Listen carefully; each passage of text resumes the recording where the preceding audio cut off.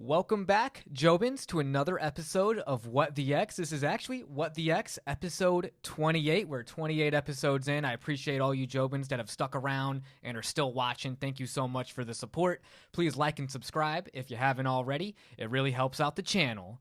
But let's just go ahead and get started because I've been waiting on this one for a while. I don't know, Jobins, if you checked out my other video when the MrBeast allegations were first coming up with Ava Chris Tyson, formerly Chris Tyson, you know, his best friend who had, what's the word I'm looking for? When you transition, she had transitioned and left her wife and child to, be brave and speak her truth, if you want to say that. And then she got in a whole lot of, there was a scandal where she had a Discord with minors, and then things got really crazy from there. MrBeast stayed silent for the most part. He said he had heard about these allegations and that Ava was no longer going to be with the company. Ava herself had tweeted that she was going to step back as well. And then now we come back 3 months later, and MrBeast comes out with a tweet. And Jobins, it's pretty crazy. I've been waiting to see his response, and he's finally made it.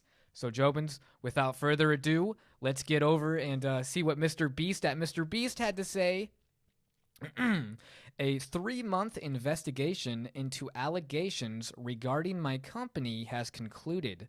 The law firm / investigators reviewed millions of documents / messages and conducted 39 interviews.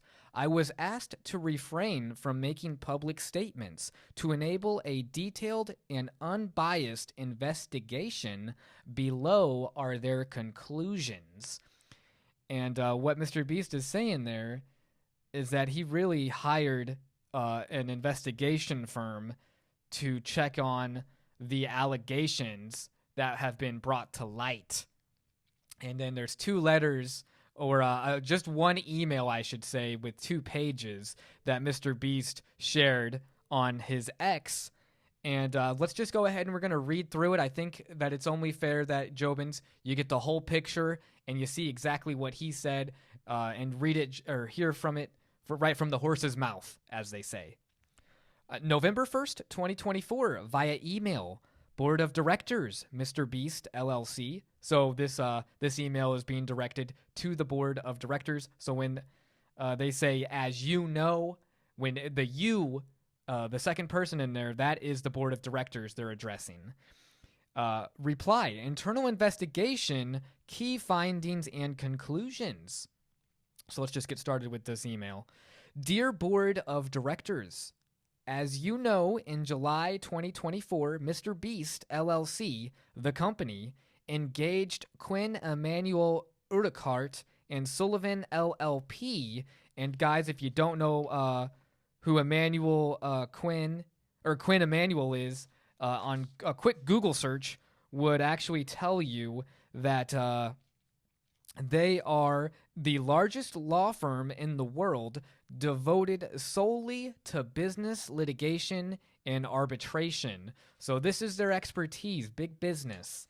And we're going to continue. I just wanted to explain who Quinn Emanuel Urquhart and Sullivan LLP was. To conduct an internal investigation into specific allegations made publicly, incidents reported internally, and issues raised by employees in interviews, including with respect to current and or former company personnel and the company's workplace environment and culture. At your direction, so the Board of Directors' direction, Quinn Emanuel immediately launched a comprehensive investigation, which has now concluded. The following sets forth certain key findings and conclusions from the investigation, without waiving any applicable privileges, including but not limited to the attorney-client privilege and work product protection.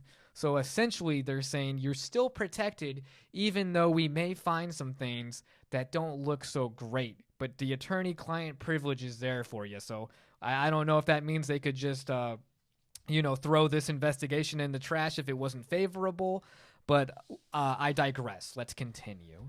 As an initial matter, To protect the investigation's integrity, that's funny. To protect the investigation's integrity, I want you to think of that, Jobins. The word integrity in this email is quite funny when it's an internal investigation. Could you imagine if Harvey Weinstein had an internal investigation done during the Me Too movement and we all just kind of accepted that and said, oh, okay, yeah, that's a good investigation with solid integrity? I think we would question it. So, anyways, to protect the investigation's integrity, on July 31st, 2024, Quinn Emanuel requested that a former employee, Dawson French, cease making public allegations against the company, as those were the topic of an ongoing investigation. We also requested that current employees refrain from public comments to ensure the investigation yielded accurate information and that witnesses were not tainted. The intent was to foster candid interviews and complete cooperation with the investigatory process. Quinn Emanuel conducted 39 interviews of current and former employees, over 4.5 million documents collected from mobile phones, emails, telegrams, discords, WhatsApps, and Slack were processed and reviewed. Did you hear that, Jobins? Over 4.5 million documents. How in the hell is that even humanly possible? I mean, I know they're the largest law firm, but in 3 months, you're telling me they reviewed 4.5 million documents? I hope that a lot of those messages were just sup, what up, okay? Because otherwise, that seems ridiculous and crazy. I couldn't imagine that. If that's the case, if these guys are that efficient, maybe they should be running the whole justice system. The appeals court would go by so fast. I know there's a huge argument about capital punishment in the appeals system and how long it takes to get someone on death row. Not with these guys. They could review 4.5 million documents in 3 months, Jobins. Crazy. Anyways, let's keep going. The collaboration and cooperation sought at the outset were achieved throughout this process. Quinn Emanuel thoroughly investigated all public allegations and any others that arose during the investigation.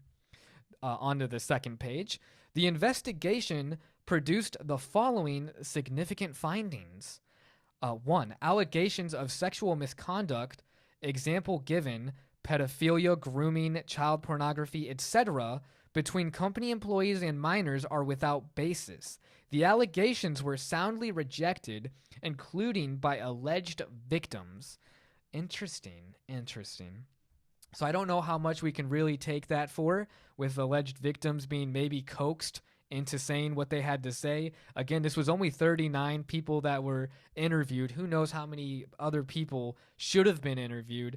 And then also, again, even though they said that they wanted to uphold the integrity of the investigation, the fact that they hired the largest law firm in business litigation should already tell you that the integrity has gone out the window. But we're going to move on to the second point. Number 2, allegations of the company knowingly employing individuals with proclivities or histories towards illegal or questionable legal conduct are similarly without basis. There, too, the allegations were uniformly rejected. Uniformly rejected by who, I wonder? I'm assuming just maybe the board of directors. I don't know. MrBeast and his goon squad. I don't know. The third bullet point, several isolated instances of workplace harassment and misconduct were identified during the investigation.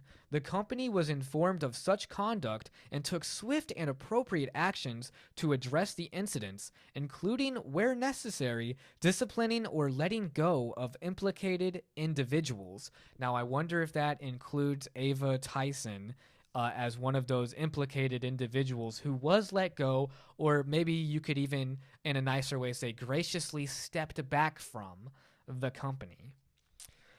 As you are well aware, the company has grown exceedingly quickly from a YouTube startup comprised of a group of talented young individuals to a much larger entity. It is not uncommon that policies and practices essential in a mature company would lag behind commercial success. This appears to have been the case here and has, in certain instances, allowed for inappropriate conduct. it is clear that the company is committed to remedying historical issues and creating a mature culture where problematic behaviors are not tolerated as it enters this new phase. The company has already implemented or is in the process of implementing changes to ensure a safe and professional corporate culture today and moving forward. A safe and professional corporate culture. Yeah, that sounds nice. Money, money, money. And then on top of that, you want to talk about a mature company?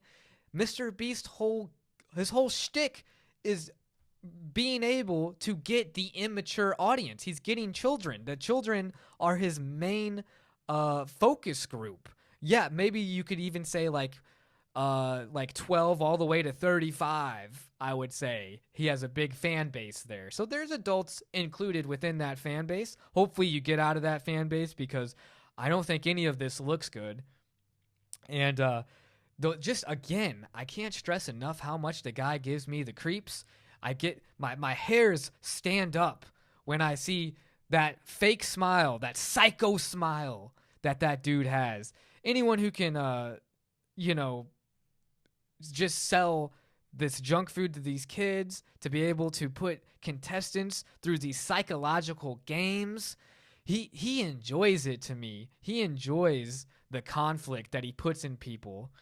But it does make for good entertainment. I don't know how that Amazon series goes. There's some lawsuits going on there for how he treats the contestants, not giving them proper food, not giving them the proper medication. That's an ongoing investigation as well. So we'll see how that goes. It'd be interesting if that even gets onto Amazon, given everything going on.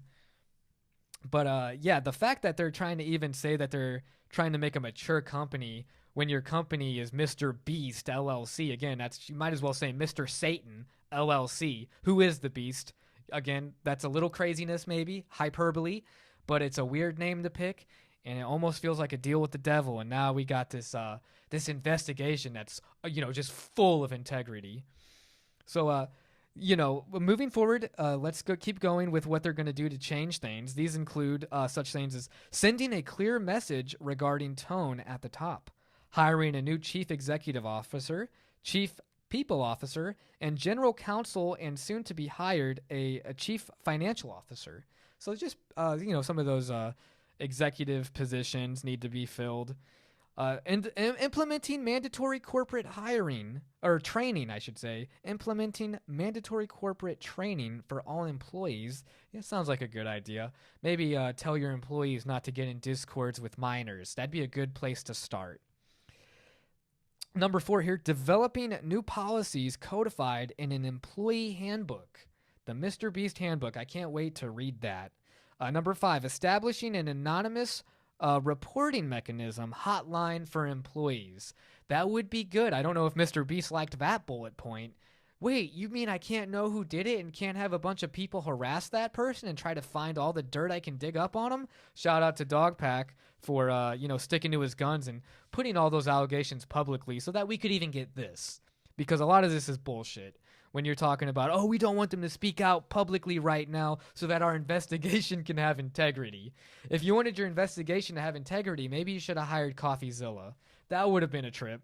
How viral would that have been, Jimmy? Mr. Views? You could have got CoffeeZilla to do an investigation into your own company, and that could have made you look like the golden boy again. But instead, you went the snake route like you always do, and you hired an internal investigation team, the biggest law firm in the fucking world, Quinn Emanuel, who does business litigation and arbitration. So not a great look. Number 6, for the things that they're going to implement to make it a better and mature company, as they like to say, is swiftly terminating individuals who violated company policy regardless of their position or level within the company, or if they're best friends with MrBeast. Identifying additional employees for targeted training. Identifying additional employees for targeted training and executive coaching to address professionalism and compliance with company policy. So are you going to get rid of these problematic individuals right away? Or are you going to do targeted training? What the hell is targeted training? But let's continue. So that basically wraps everything up, and then they say this officially concludes our investigation. We remain available if you need any follow-ups or have further questions. Very truly yours, Alex Spiro. And what's even funnier, and I love X for this, even Elon Musk has gotten some egg on his face and looked pretty silly when he said something stupid, right? And the community notes feature in X that just kind of says, hey, that combats fake news to the best that it can. And I do love the community notes. It even has you rate the community notes on how helpful it was, because sometimes maybe a community note isn't as helpful as it should be, and maybe it shouldn't be there in the first place. This one seemed pretty helpful. The community note, which I have here too, the second finding is incorrect. And if you wanted to know, the second finding here was allegations of the company knowingly employing individuals with proclivities or histories towards illegal or questionable legal conduct are similarly without basis. Apparently, our community notes says that's incorrect. MrBeast hired Delaware as a manager despite knowing he was a registered sex offender. So, MrBeast, please explain that. And the thing to me is, it's so creepy that Alex Tyson, also very problematic, had to step away because of the situations with minors. This guy's situation with minors. MrBeast, his channel, mostly dedicated towards minors, just comes off as a very unsettling pattern.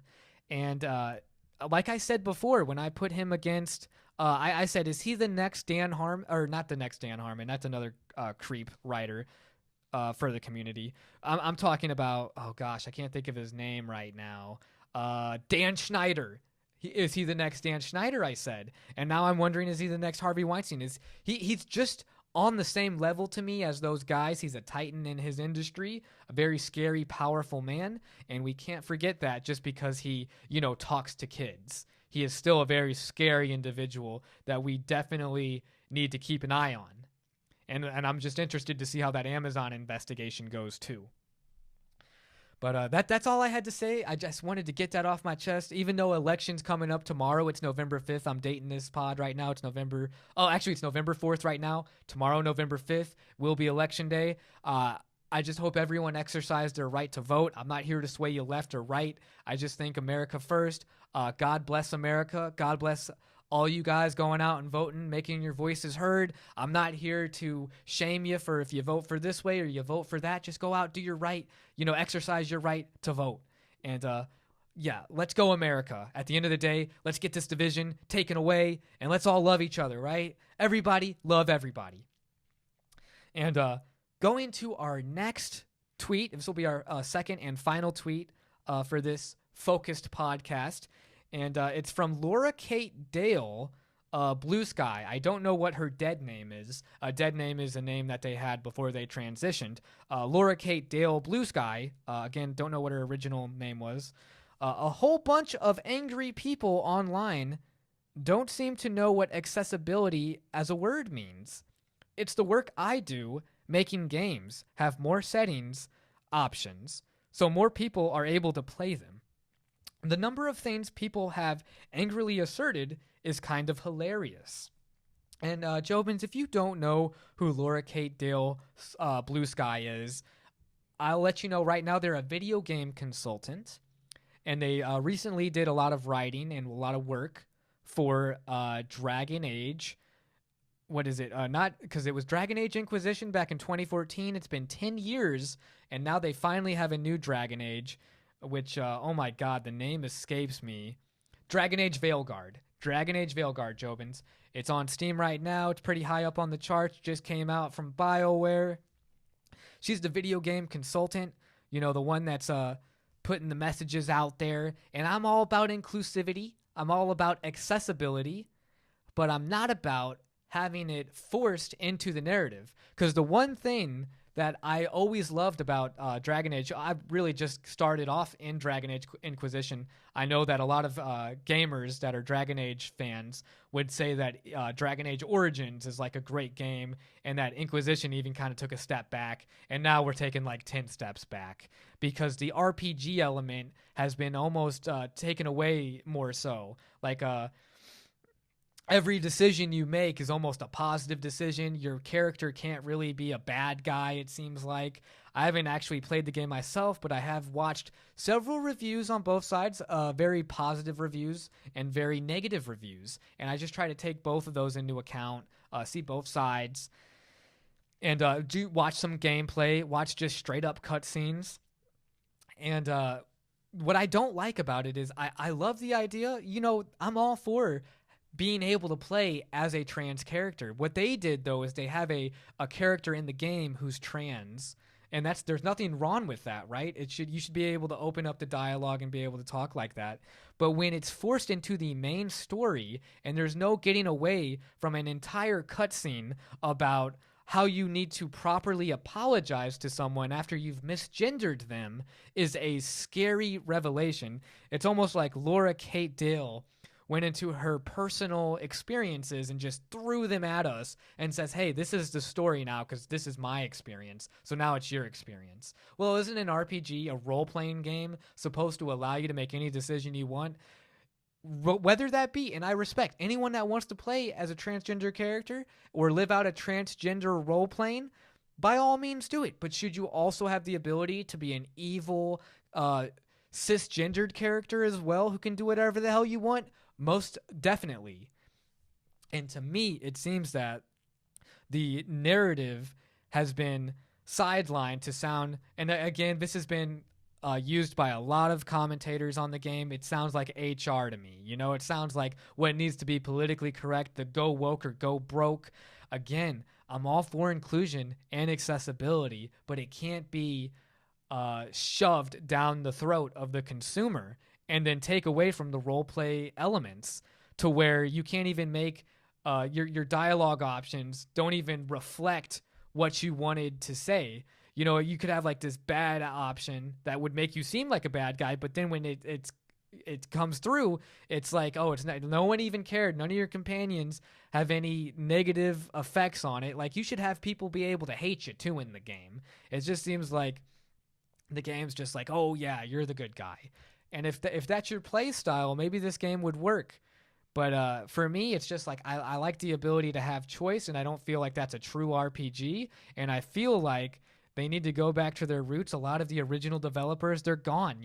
This game is it's just a DEI game. It's just corporate. There's no love in it. There's no I just don't get those vibes. And then when Laura Kate Dale talks about accessibility, really, coming from a person who would want to invade women's spaces like bathrooms, and you want to talk about accessibility. What about women's accessibility? The right to be in a fucking bathroom where you don't have to worry about someone who's had a sex change being in there too. I don't know. To me, it just seems like we're pandering too much to a very small minority. And it's like another thing too, you want to talk about diversity, equity, and inclusion? Why not just... This seems like the opposite of DEI. When you have a culture that is predominantly male, right? It's been controlled by men for how long? And now one of these women that has a high position and even has a lot of say in the game's narrative is actually biologically male. What's that say to women? What's that say to them? Like, hey, like, are we going to give him a Woman of the Year award? Oh, God, I said him. I better do 10 push-ups to properly apologize for my misgendering. Get the hell out of here. So, at the end of the day, Laura Kate Dale, Blue Sky, shame. And not on you, but on the company that hired you. Shame on BioWare. Shame on the AAA gaming industry as a whole. And we need to see real changes and real gamers in there. And there's real gamers that are women, too, that could probably have that same position as Laura Kate Dale and do it a lot better without having to force their own personal experiences into it. So I will leave it at that. Rant over. If you self, I'm not going to get that game, and I'm not going to play it, and I hope it does terribly. And I feel really bad for the people that are employed under BioWare who are just trying to do... So, yeah. Would love to hear other people's opinions, other people's thoughts. Do you disagree with me? What do you disagree about? Always love to hear it. I just, at the end of the day, even though I go out and I maybe get on my soapbox and I rant a little bit, I just want there to be unity within America. And I know that election is coming up, like I said before, but just, the election's going to end after tomorrow. And then those people that were voting the opposite as you, they're still your brothers and sisters. We're still Americans at the end of the day, and we need to love each other. All right? So quit shaming people. Left, right, quit shaming. Respect everyone's right to exercise, to be able to vote.